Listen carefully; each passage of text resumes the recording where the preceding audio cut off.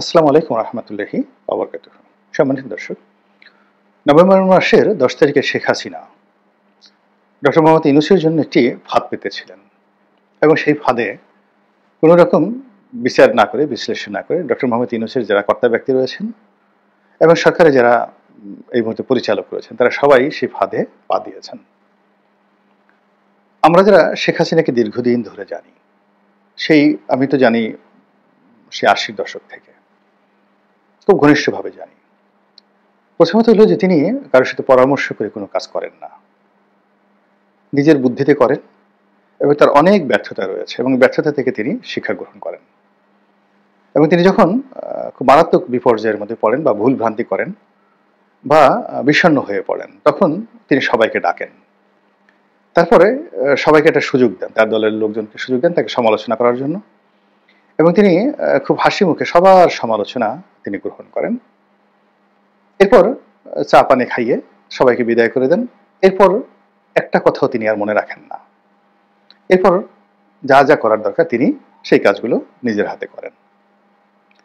যখন এরশাদ বিরোধী আন্দোলন চলছিল, তখন বিশ্ববিদ্যালয়ে যারা ক্যাডার ছিলেন মারামারি করতেন, গুন্ডামি করতেন, গোলাগুলি করতেন।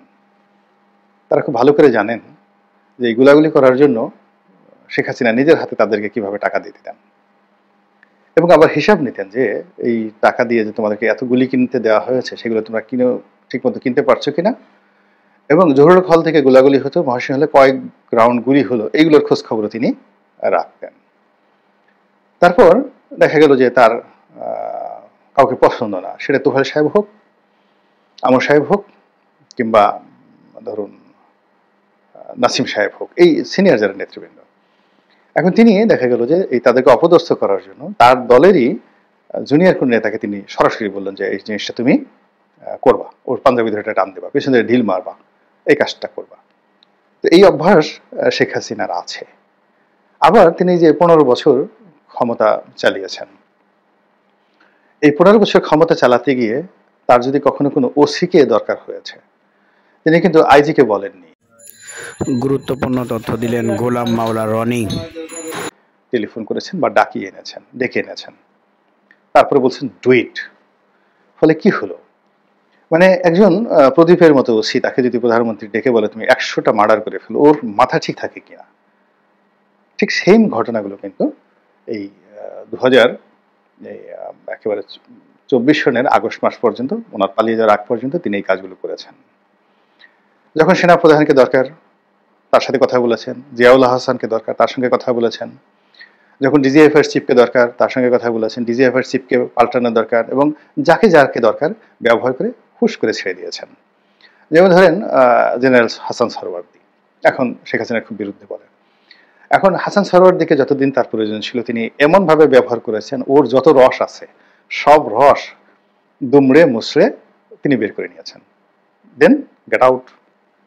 মামুন খালিদ ডিজিএফআই চিফ ছিল, যতদিন দরকার ওনাকে ব্যবহার করে একেবারে শেষ করে লাস্টে এমন একটা জায়গাতে দিয়েছেন যেখানে বসে সারাদিন তার হাপিত্তেশ করা ছাড়া কোনো উপায় ছিল না। বসুন্ধরা মানে যে মালিক আহমেদ আকবর সুবহান, আমি যখন এমপি ছিলাম না, ঠিক এমপি চলে যাওয়ার পরে, এটা সম্ভবত 2016 সালের দিকে, তো বসুন্ধরার মালিকের যে প্রাসাদোপম বাড়ি, সেই বাড়ির উদ্বোধন হবে। উদ্বোধন হওয়ার সেই অনুষ্ঠানে উনি সিলেক্টিভ কিছু লোককে দাওয়াত করলেন, কেন জানি উনি আমাকেও দাওয়াত করলেন। আমি তখন বাংলাদেশ প্রতিদিনে লিখি এবং তখন তো আমি সংসদ সদস্য না, আমার কোনো ক্ষমতা নেই। আর বসুন্ধরা যে লেভেলে ব্যবসা বাণিজ্য করে বা যে লেভেলে তারা কানেকশন মেনটেন করে, সে বিএনপি আওয়ামী লীগ সব লেভেলই তারা হাইয়েস্ট লেভেলে কানেকশন মেনটেন করে। ফলে আমার মতো একজন লোককে উনি দাওয়াত করেছেন এবং তাও আমার স্ত্রী সহ। তো সেখানে কেবলই মাত্র আমার প্রতি ভালোবাসা বা শ্রদ্ধার কারণে সেই কাজটি করেছেন। ওনার সঙ্গে আমার কোনো লেনদেন, কথাবার্তা, ব্যবসা বাণিজ্য বা কোনো স্বার্থ সংশ্লিষ্ট বিষয় মানে তৈরি হওয়ার মতো অবস্থানে আমি নেই। তো যার জন্য জাস্ট আমি সেখানে গিয়েছি। তো গেলাম, যাওয়ার পরে নিজে দাওয়াত করলেন, তারপরে ওনার ছেলেরা ঠিক সেইভাবে একেবারে গেটের সামনে আহ্বান করলেন। তো সেখানে গিয়ে সরওয়ার্দীকেও দেখলাম, সরওয়ার্দী সাহেবকে দেখলাম, মামুন খালেদকে দেখলাম। আমি এদের দুজনের কাউকেই ওইভাবে চিনতাম না।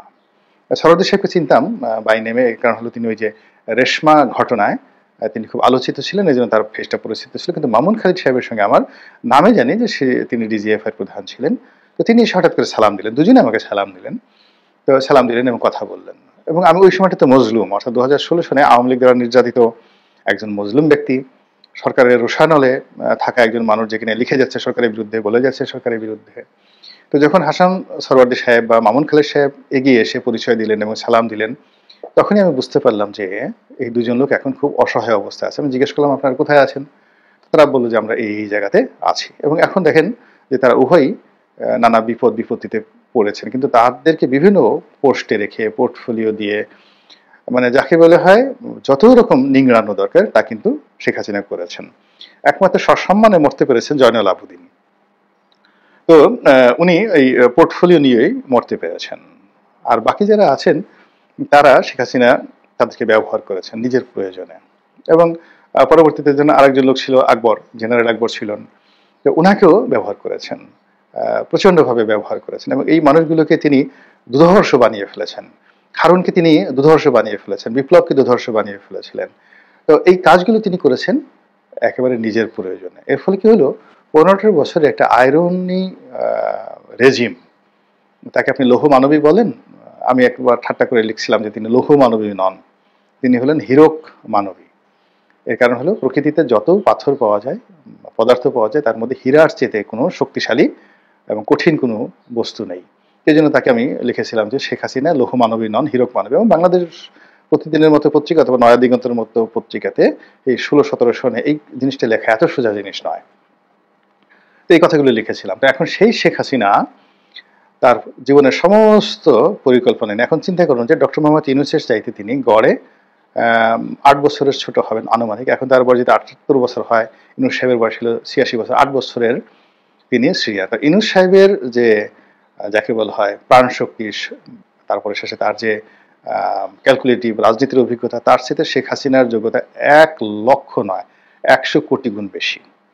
এবং ডক্টর মোহাম্মদ ইউনূসের যে শারীরিক অবস্থা, তার সাথে এই মানে যাকে বলে ডক্টর হাসিনা, ওনার তো 133টার উপরে ডক্টরের ডিগ্রি আছে। ডক্টর মোহাম্মদ ইউনূসের যতগুলো ডিগ্রি আছে তার সাথে অনেক বেশি ডিগ্রি শেখ হাসিনার আছে।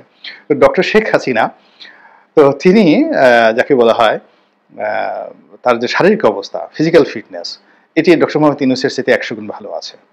বয়সে তিনি ছোট, শরীর স্বাস্থ্য ভালো আছে। আর দুষ্ট বুদ্ধি, সেই উনি এই দুষ্ট বুদ্ধিটা 1980 সন থেকে প্র্যাকটিস করতে করতে সে বিশ্ববিদ্যালয় মোস্তফা মহসিন মন্টু সাহেবের রাজনীতি শেষ করে দিয়েছেন, ডক্টর কামাল হোসেন রাজনীতি শেষ করে দিয়েছেন, আব্দুর রাজ্জাকের রাজনীতি শেষ করে দিয়েছেন, তুফাইল আহমেদ সাহেবকে রীতিমতো যাকে বলা হয় কবুতর বানিয়ে খাঁচার মধ্যে আটকে রেখেছেন, আমির হোসেন আমর মতো লোককে বস্তাবন্দি করে রেখেছেন, সাবির হোসেন চৌধুরীর মতো লোককে সারা জীবন ওই পিছনে ব্যাগটা নিয়েছেন। তারপরে